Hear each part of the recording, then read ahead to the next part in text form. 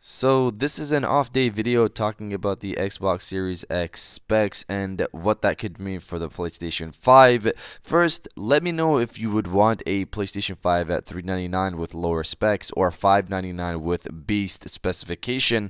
It's pretty much a simple question, not really simple of course, between price and power. Basically the same question Sony has probably been thinking about for some time. So comment below, would you want a PlayStation 5 at $399 with weaker specs or $599 with more powerful specs? Let me know down in the comments below. Now, diving into the story, as we know, Microsoft dropped a good chunk of information yesterday regarding the Xbox Series X. Most of it, or a good chunk of it, we knew, but a lot of people obviously focused on one thing: the teraflop number. This is the piece of information that fanboys have been battling over for months now, and the rumors for the Xbox Series X seem to have been confirmed. Side note for anyone who hasn't heard about the Series X news, I'll have it linked so you can go check it out if you haven't, but I know this has been covered by YouTubers and posted many times by websites, so I don't feel the need to go over everything here all over again, but it's linked if you're interested. Now, coming back to the main story, the Series X teraflop spec we heard before the official announcement yesterday was 12 teraflops. People came to this conclusion because last year Xbox boss Phil Spencer basically told fans that the Series X was twice as powerful as the Xbox One X. The Xbox One X lands at 6 teraflops, so people assumed that 12 teraflops made sense. Although the people over at Digital Foundry have stated themselves that considering the new AMD architecture and how efficient it is, that Microsoft wouldn't need 12 teraflops and that 10 teraflops would be enough to double the power of the Xbox One X. But in the end, 12 teraflops have been confirmed.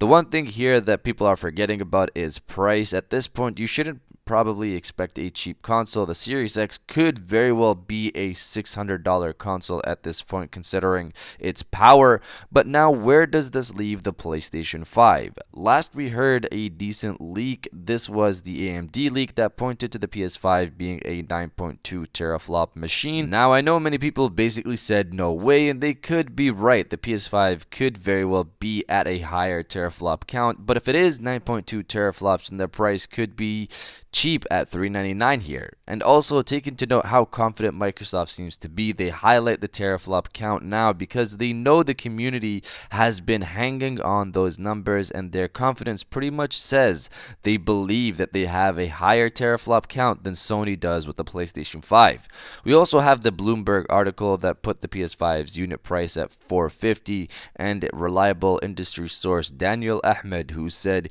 he believes the possible unit cost for the Xbox Series X is between $460 and $520, which at this point I think is at the higher price point of $520 or a bit beyond possibly, again making it most likely a $600 console if Microsoft doesn't plan on taking a loss, with the PS5 possibly being in the $400 to $500 range, making it cheaper than the Xbox Series X. I also want to point out to everyone again that teraflop numbers aren't the only thing. There are a lot of pieces at play to determine final performance, and if you're worried about PS5 teraflop numbers, look at the PS4 Pro and look at what Sony has been able to achieve and produce there compared to the Xbox One X, which again is more powerful.